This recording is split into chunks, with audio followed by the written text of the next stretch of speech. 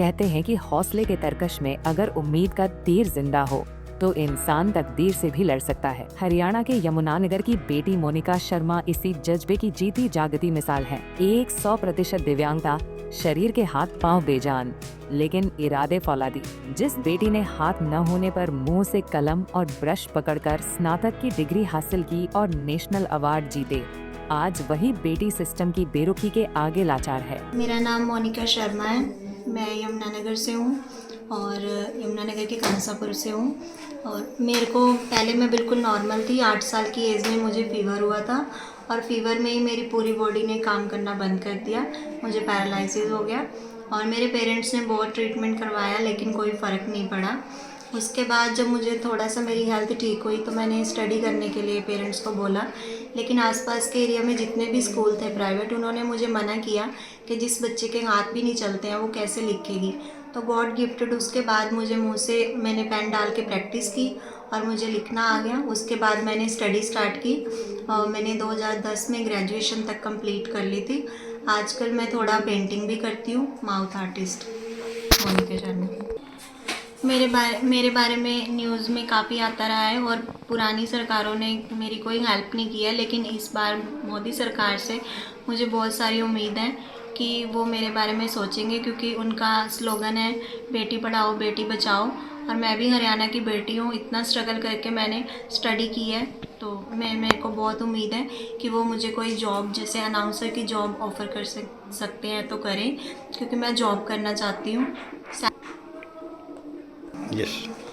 न्याब सिंह सैनी जो हमारे हरियाणा के सीएम हैं, मुझे उनसे भी उम्मीद है कि वो मेरे बारे में ज़रूर सोचेंगे और मेरे को कोई जॉब के बारे में ऑफ़र करेंगे। मैं अनाउंसर की जॉब कर सकती हूँ क्योंकि फुल बॉडी मेरी काम नहीं करती है, मैं बोल के जॉब कर सकती हूँ। आपको बता दें, मोनिका शर्मा की कहानी किसी फिल्म से कम नहीं है। साल 1993 में महज 8 साल की उम्र में एक बीमारी ने मोनिका के हंसते खेलते बचपन को छीन लिया।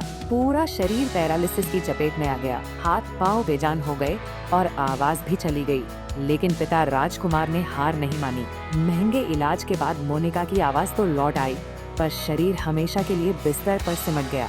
100% हम चाहते हैं कि ऐसे बच्चे के लिए सरकारें कुछ करना चाहिए, जो हमें बहुत उम्मीद थी, लेकिन अभी तक कोई सरकार ने कोई उसके बारे में कोई ध्यान नहीं दिया। आगे बच्चे की जो कहीं अच्छी जॉब मिलनी चाहिए। बच्चे ने ग्रेजुएशन करी हुई है मुँह में पेन डाल के, तो इतना बच्चा होनहार होने के बावजूद भी इतनी कठिनाइयों से जी रहे हैं, बहुत परेशानी हो रही है। आने वाले समय में हम चाहते हैं कि बच्चे की ऐसी कोई परवरिश हो जिससे अच्छी उसकी जॉब मिले और हमें भी अपने कोई दिमाग में टेंशन ना रहे। और बच्चा बहुत होनहार है, तो सरकार इसकी ज़रूर सुननी चाहिए। प्रधानमंत्री मंत्री सबकी नॉलेज में ये चीज़ होनी चाहिए कि जो ऐसी बच्ची जो हरियाणा में नंबर 1 पे है, सब इतना कुछ काबिल होने के बावजूद भी कोई सरकार केयर नहीं कर रही है, तो इसकी तरफ भी ध्यान देना चाहिए। काफ़ी साल हो गए बच्चे को स्ट्रगल करते। जानकारी के अनुसार जब स्कूलों ने मोनिका को दाखिला देने से मना कर दिया तो उसने अपनी कमजोरी को ही ताकत बना लिया। मोनिका ने मुंह में कलम पकड़कर लिखना शुरू किया और साल 2010 में ग्रेजुएशन पूरी की। पढ़ाई के बाद उन्होंने मुंह से ब्रश पकड़कर ऐसी शानदार पेंटिंग्स बनाई कि दुनिया दंग रह गई। बेटी बचाओ बेटी पढ़ाओ जैसे संदेशों को कैनवास पर उतारने वाली मोनिका को सरोजनी नायडू अवार्ड और कर्मयोगी पुरस्कार जैसे दर्जनों सम्मान मिले, लेकिन अवार्ड से पेट नहीं भरता। आज 16 साल बीत जाने के बाद भी मोनिका एक सम्मानजनक नौकरी के लिए तरस रही है। उम्र बढ़ने के साथ उनकी रीढ़ की हड्डी मुड़ चुकी है, जिससे अब बैठना भी मुहाल है। डॉक्टर ऋचा के मुताबिक, मैं डॉक्टर ऋचा मेहता, फिजियोथेरेपिस्ट।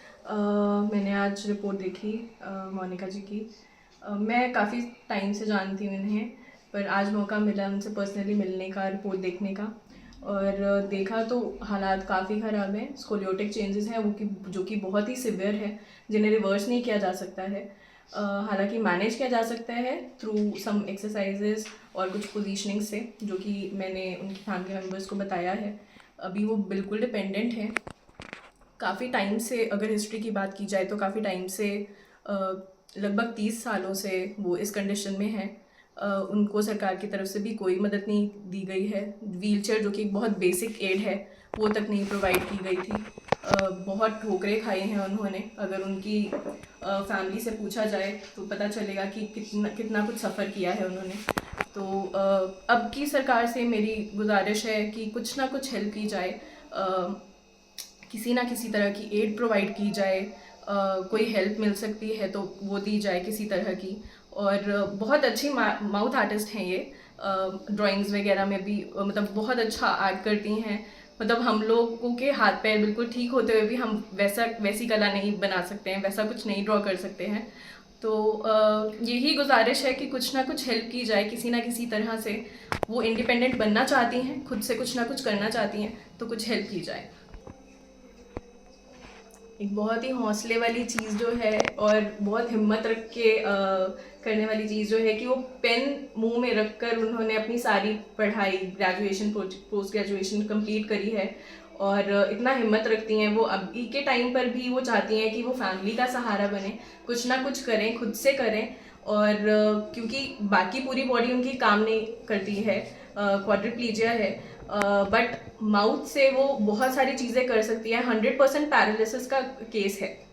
तो इस केस में तो कितनी सारी मदद मिल सकती है सरकार से, बहुत मदद मिलनी भी चाहिए, जो कि इन्हें अभी तक नहीं मिली है। पर इस सरकार से मेरी पूरी गुजारिश है कि प्लीज़ इनकी मदद करिए, कुछ ना कुछ, चाहे माउथ आर्टिस्ट के तौर पर कुछ ना कुछ हेल्प की जाए। इनकी जो ड्राइंग्स हैं वो हम सेल कर सकते हैं, कुछ ना कुछ इस चीज़ में हेल्प करी जाए, नहीं तो अनाउंसर के तौर पर कुछ ना कुछ हेल्प करी जाए।